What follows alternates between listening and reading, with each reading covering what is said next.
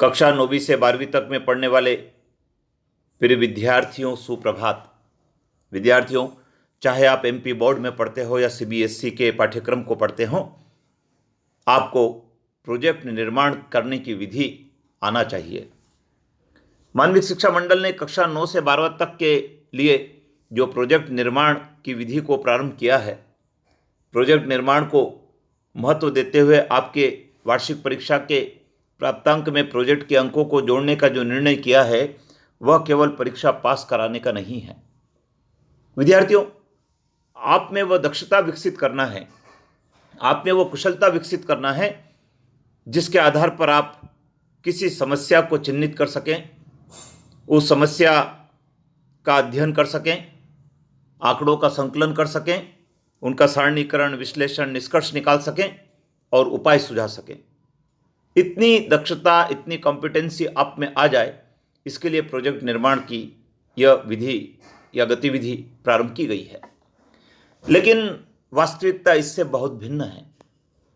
विद्यार्थियों, यदि आपको प्रोजेक्ट निर्माण का कार्य विद्यालय से दिया है तो आप उसको औपचारिकता भर न माने, बल्कि उसको एक निश्चित विधि के माध्यम से करने का प्रयास करें, क्योंकि प्रोजेक्ट निर्माण से आपके व्यक्तित्व का विकास होने वाला है, आपकी झिझक दूर होने वाली है, आप में दूसरों से बातचीत करने का जो सलीका है वो आने वाला है, आंकड़ों का संकलन करने का तरीका आपको आने वाला है, प्राथमिक और द्वितीयक समंक क्या होते हैं, उनका किस प्रकार से उपयोग करते हैं, ये आपको आने वाला है।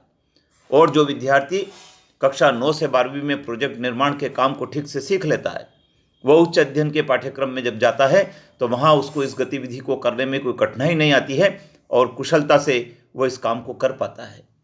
तो विद्यार्थियों, जान लेते हैं प्रोजेक्ट निर्माण के क्या चरण होते हैं। ये देखिए विद्यार्थियों, जिस विषय पर आपको प्रोजेक्ट बनाने का कहा गया है, आपको सबसे पहले उस समस्या को समझना चाहिए। वो समस्या कैसी है, उसका क्या क्षेत्र है, उसके बारे में आपको अध्ययन करना चाहिए। जब आप प्रोजेक्ट निर्माण का काम करें तो आपको कुछ प्रश्नावली बनाना होगी, लोगों से संपर्क करना होगा, डाटा कलेक्शन करना होगा, कुछ फोटोग्राफ आपको चाहिएंगे, कुछ समाचार पत्र पत्रिकाओं की कटिंग की आपको आवश्यकता पड़ सकती है, कुछ रेफरेंस बुक्स की आपको आवश्यकता पड़ सकती है। उन सब को आपको ध्यान में रखना है और प्रोजेक्ट का निर्माण करना है। प्रोजेक्ट बनाने के लिए आपको जो विषय दिया है उसके ऊपर आपको प्रस्तावना लिखना है। वो प्रस्तावना यह बताती है कि आपने विषय को कितना समझा है, विषय वस्तु क्या है आपके प्रोजेक्ट की, उसको समझने की आवश्यकता है।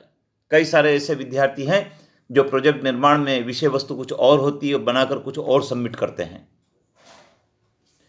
प्रोजेक्ट निर्माण का उद्देश्य क्या है, क्यों करना चाहते हैं आप उस टाइटल पर काम, क्यों डाटा कलेक्शन करना चाहते हैं, क्या उससे फाइंड होने वाला है, ये आपको प्रोजेक्ट निर्माण के उद्देश्य में लिखने की आवश्यकता होती है।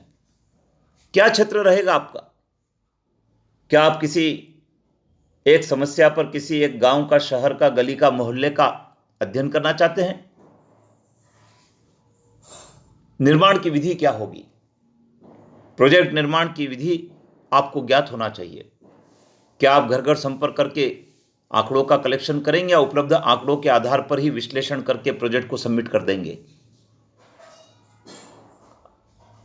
आंकड़ों का संकलन कैसे करेंगे, आपको प्रश्नावली बनाना है, उन प्रश्नों को लोगों से पूछकर उसके आधार पर उनके उत्तर ज्ञात करने हैं, उनका टेबुलेशन करना है, सारणीकरण करना है, विश्लेषण करना होगा। जो आंकड़े आपने एकत्रित किए हैं, जिनको आपने टेबुलेशन में डाला है, वे आंकड़े हमको क्या बताते हैं, और निष्कर्ष निकालने होंगे, सुझाव देने होंगे। तो विद्यार्थियों, इस प्रोजेक्ट निर्माण के कार्य के लिए आपको कुछ संदर्भ सूची की भी आवश्यकता होगी। संदर्भ ग्रंथ जो आपने पढ़े हैं उस सूची आपको लगाना होगी। प्रोजेक्ट में आपके मार्गदर्शक कौन हैं, किन किन लोगों से आपने संपर्क किया, उनके प्रति धन्यवाद भी आपको ज्ञापित करते हुए आपके प्रोजेक्ट में एक पृष्ठ लिखना होगा। विद्यार्थियों, प्रोजेक्ट निर्माण का कार्य बहुत महत्वपूर्ण है। उदाहरण के लिए, किसी विद्यार्थी को यदि प्रोजेक्ट निर्माण करना है वायु प्रदूषण पर, तो किसी एक पर्टिकुलर क्षेत्र को आपको चुनना होगा। यातायात के द्वारा वायु प्रदूषण, या औद्योगिक संस्थान के माध्यम से वायु प्रदूषण, या कूड़ा कचरा जलाने के कारण वायु प्रदूषण, किसी एक टॉपिक को आपको चयन करके उसके ऊपर आपको काम करना होगा। प्रश्नावली बनाएंगे, फोटोग्राफ इकट्ठे करेंगे, लोगों से बात करेंगे, वायु प्रदूषण के कारण क्या दुष्प्रभाव हो रहे हैं उसको जानेंगे, कौन कौन सी बीमारियां हो रही है, कितने लोग उससे ग्रसित हो रहे हैं, लोगों की दिनचर्या पर उसका क्या प्रभाव पड़ रहा है। ये सब प्रश्नावली के माध्यम से आंकड़े एकत्रित करके हम जानेंगे कि वायु प्रदूषण के क्या दुष्प्रभाव हैं, क्यों हो रहा है, उसके क्या कारण। एक उदाहरण मैंने आपको दिया है। ये अलग अलग विषय का अलग अलग हो सकता है। यदि हम वाणिज्य संकाय की बात करें तो मैनेजमेंट का जो टॉपिक है बहुत महत्वपूर्ण है।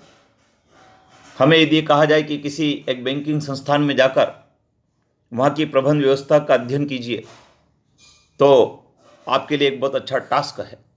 आप किसी बैंकिंग संस्थान में जाएं, वहाँ देखें किस प्रकार से वहाँ के प्रबंधक प्रबंध के सिद्धांतों का उपयोग कर रहे हैं, किस प्रकार से कार्य का विभाजन किया है, आदेश किस प्रकार से दिया जाता है, सूचनाओं का संप्रेषण किस प्रकार से हो रहा है, वहाँ क्या क्या सेवाएं दी जाती है, लोगों के व्यूज़ जानेंगे, खातेदारों के व्यूज़ जानेंगे, कर्मचारी के व्यूज़ जानेंगे, और उसके आधार पर हम निष्कर्ष निकालेंगे कि बैंकिंग की जो व्यवस्था है अभी कैसी है और क्या क्या होना चाहिए। ये सब प्रोजेक्ट निर्माण के चरण हैं। तो विद्यार्थियों, जो भी आपको विषय दिया है, आप उस विषय पर पहले इन सब बातों की तैयारी कर लें। उसके पश्चात आप प्रोजेक्ट को बनाएंगे तो आपको संतुष्टि भी होगी, आपको कुछ सीखने को मिलेगा, और जब परीक्षा का रिजल्ट आएगा तो आपको इस बात की तसल्ली होगी कि आपने जो काम किया था उसका आपको अंक मिला है। तो विद्यार्थियों, 20 अंकों के प्रोजेक्ट का मार्किंग होने वाला है।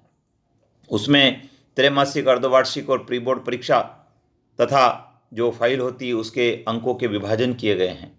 तो आप किसी भी प्रोजेक्ट को चूके नहीं और उसको ठीक ढंग से करेंगे तो न केवल परीक्षा में पास होंगे, बल्कि आप में एक क्वालिटी डेवलप होगी, एक दक्षता आप में डेवलप होगी, जो आपके भविष्य के लिए बहुत महत्वपूर्ण होगी। तो विद्यार्थियों, अपने साथियों को भी शेयर करें, उन्हें भी बताएं कि प्रोजेक्ट निर्माण के क्या तरीके होते हैं, जिससे वे भी लाभ उठा सकें। चैनल को तो आपने सब्सक्राइब कर रखा होगा, क्योंकि इस चैनल पर हजारों विद्यार्थी प्रतिदिन सब्सक्राइब करके वीडियो को देख रहे हैं और उसका लाभ उठा रहे हैं। आप भी उसमें शामिल हो जाइए और अपने मित्रों को भी जोड़ें, लाइक करें, शेयर करें।